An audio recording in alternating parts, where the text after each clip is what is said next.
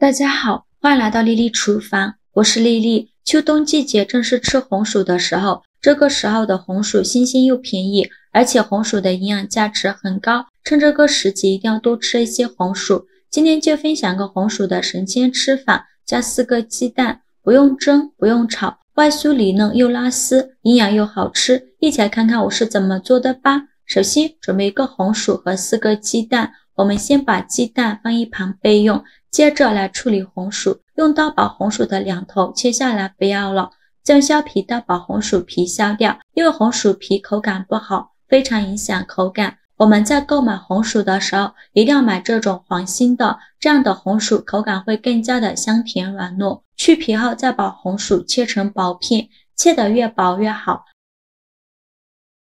切好之后再改刀切成细丝，也是切得越细越好。如果想偷懒的朋友，可以直接用擦丝器擦成细丝。切好后放大碗中，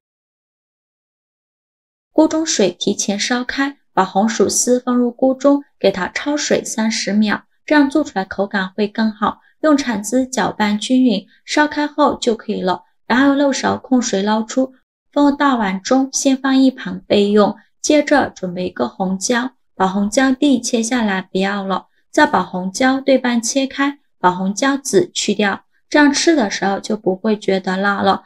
然后把红椒切成细丝，最后再切成红椒丁。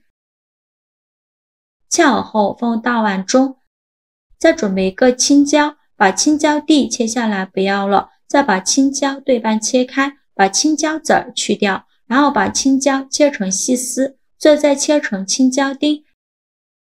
切好后放大碗中，再准备小节黄瓜，先给它对半切开，再分成4份，然后用刀把中间的瓤和籽去掉，再把黄瓜条切成细丝，也不用切得太细。切好后再改刀切成黄瓜丁，也不用切得太碎了，像视频中这样大小就可以。切好之后把它放大碗中，再准备几根小葱，先给它对半切开，再给它切成葱花。切好后放大碗中，先放一旁备用。接着准备一根火腿肠，给它切成薄片，薄后尽量切得均匀一些。切好后放入盘中。接着再准备4个鸡蛋，把它打入红薯丝的碗中。鸡蛋的量呢，根据红薯的量来决定，一个红薯搭配4个鸡蛋刚刚好。鸡蛋打好后，用筷子搅拌均匀，让每一根红薯丝都能裹上一层鸡蛋液。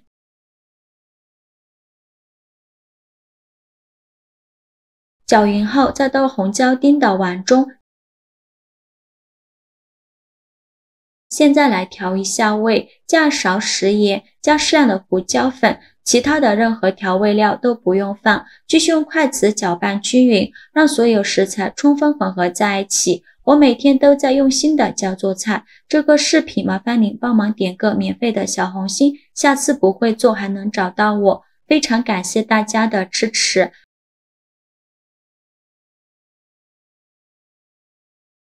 搅匀后，再加1大勺普通面粉，将面粉起到粘合的作用。继续用筷子搅拌均匀，顺着一个方向搅拌，尽量多搅拌一会儿。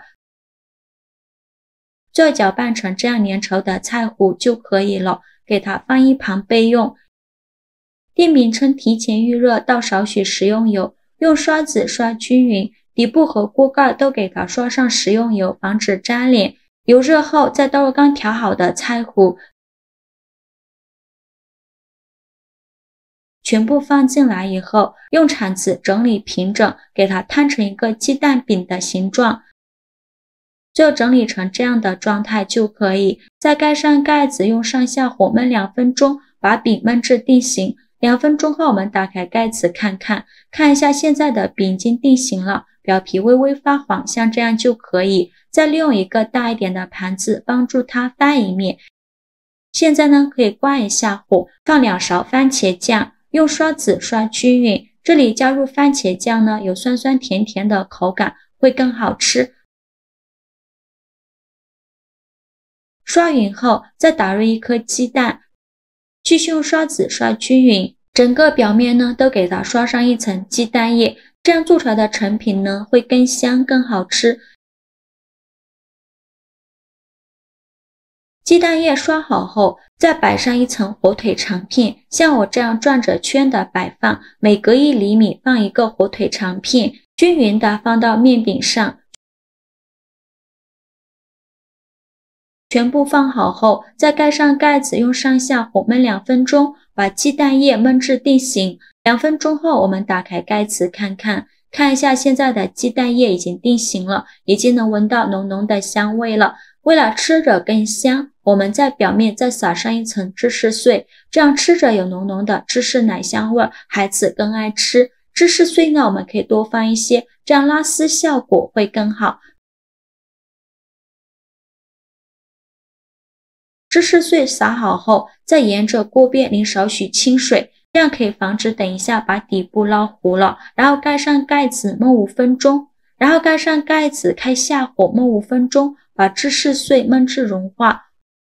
时间到，我们打开盖子看一下现在的芝士碎已经融化了，再撒点黑芝麻点缀一下，这样吃着会更香。像这样就可以出锅了，再把它盛出来放入盘中。为了方便食用，给它切成小块，我呢这里给它切成了3角块。切的时候呢，表面的芝士拉丝效果非常好，底部的红薯香甜味扑鼻而来，真的是太有食欲了。